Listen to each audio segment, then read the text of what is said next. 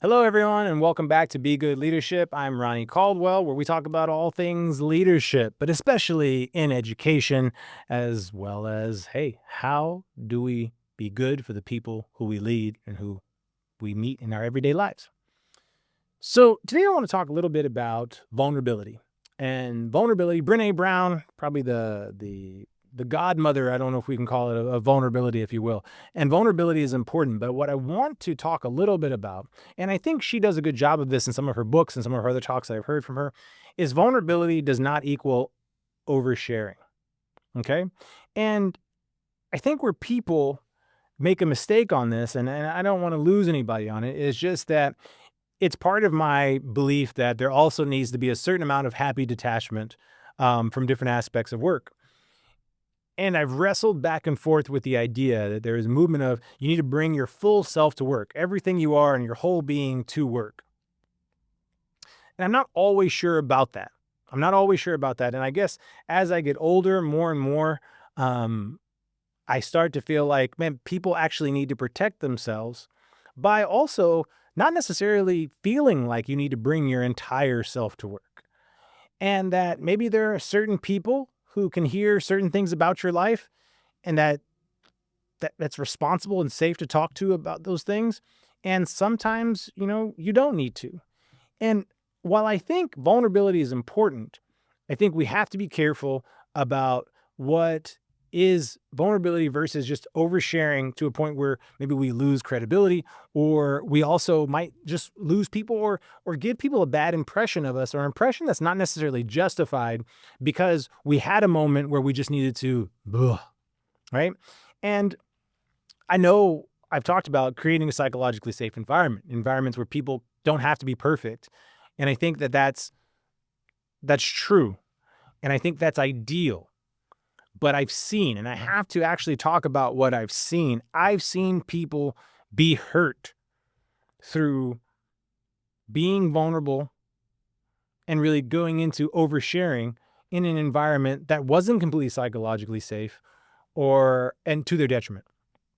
So I want to talk a little bit about this and sort of some of my thinking on it currently. So first of all, I would say that one of the best ways to be vulnerable is definitely to admit mistakes. And I've talked about this before, that it's important to be humble.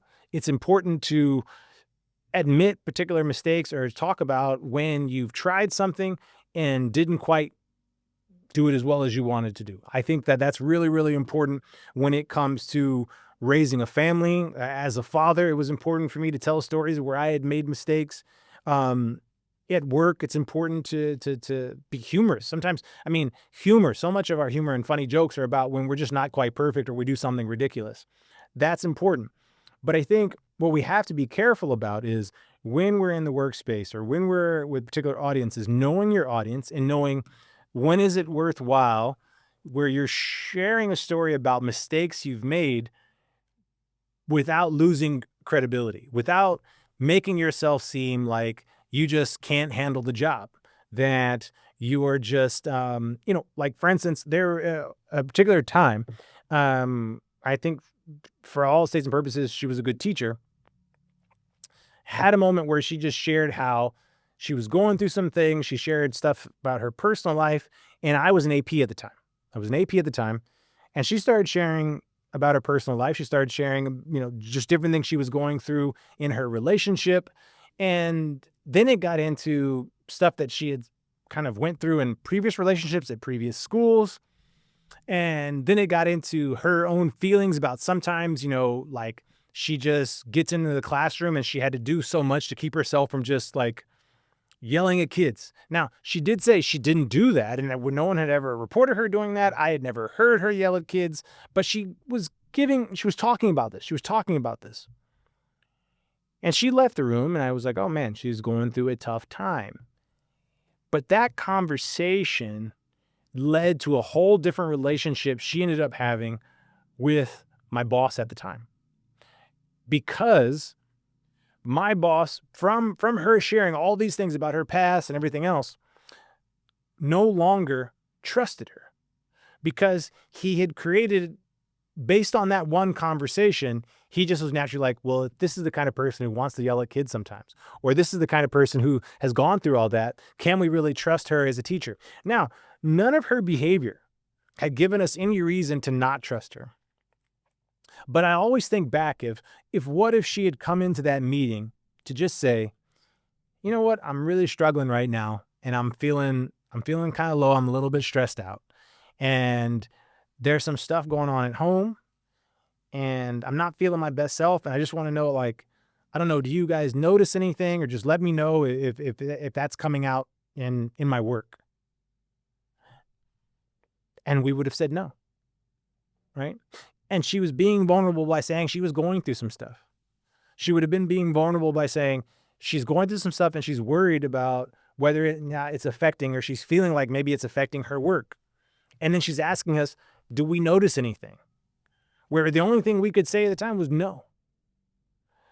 But when she went that extra mile and was sharing all that extra stuff,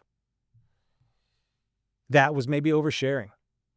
Oversharing for someone who you don't know what their own personal experiences, their personal biases are, and how they're going to take that, right? And what they're going to do with that information, or what judgment they're going to make over you. And some people might say, well, he shouldn't have been so judgmental. He was terrible. But this is what people do.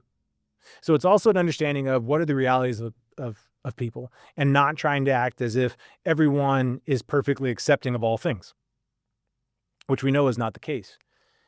And in this, I hope that I was able to give an example right there of the difference, what I see as the difference between being vulnerable versus oversharing, which is being vulnerable in a wise way to still convey the actual most important feeling and concern that you're having, without necessarily having to go into every single thing in every piece of your life story, feeling like I have to bring everything about me to the workplace here. Maybe for a particular teacher, maybe for a friend, maybe for someone who you're really close to, but not all the time. And it would be the same way with a boss. As I've seen it the other way, where, for instance, a boss who was sharing in a staff meeting that they were going to make, so what they wanted was, they knew that we were going to be observed for accreditation purposes. And the person knew that also the big boss of the district might be coming out.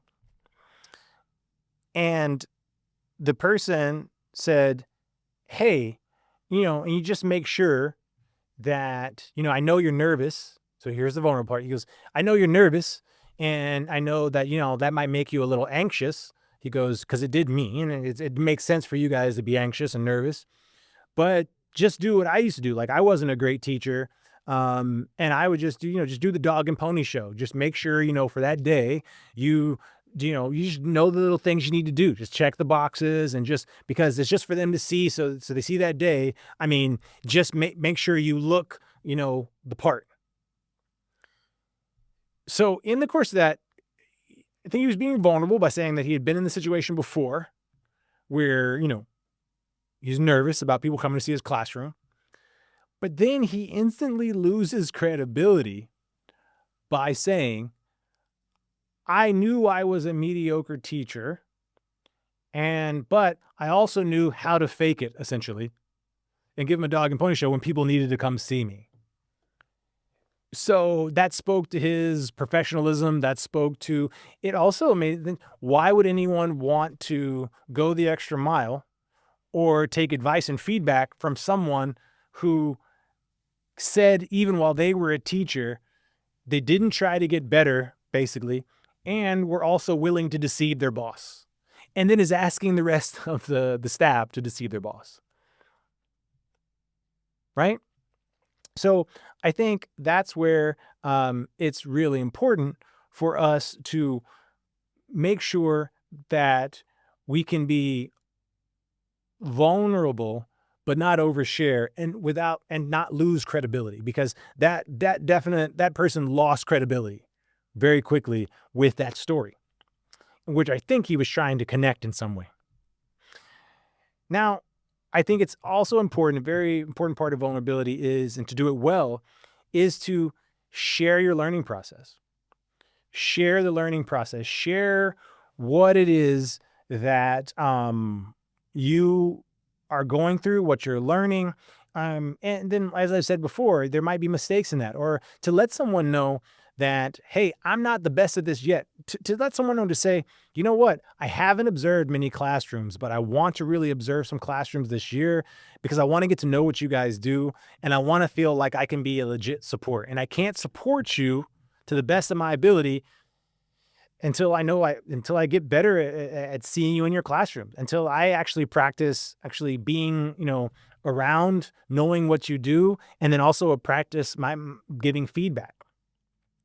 And then coming back around over and over again throughout the course of a school year, or throughout the course of the year, to tell people how that's going, right? Now, you don't have to share your entire life story, right? You don't have to share how I don't even really like going to people's classrooms. I feel like it's maybe a waste of my time, or I don't know. I don't feel like you guys will change anyway. It's the way that someone might say something like that, or go off into well, I saw this one teacher's class and it was horrible, and tell some story like that. Um, then you start to lose credibility. You start to overshare. Where really what you want to do is focus in on yourself about your learning practice, about because everyone believes that's probably the thing that you can reflect on best is what it is you're learning and what it is you're bringing to the table. So I think that one of the best ways of showing vulnerability in letting other people know that it's okay to grow, that it's also okay for them to grow and learn, is to be vulnerable about what you don't do well yet and what you're trying to do better, right? And talk about that journey of getting better at it, but keeping the focus on your learning process, not calling into judgment of others or sharing what you think about everyone else while you're also learning, right? And then next, um, is just constantly going back to that idea that I'm still learning, that I'm still trying to become a better human being, a better leader at this job. And you can share stories about, like I said, trying to get better.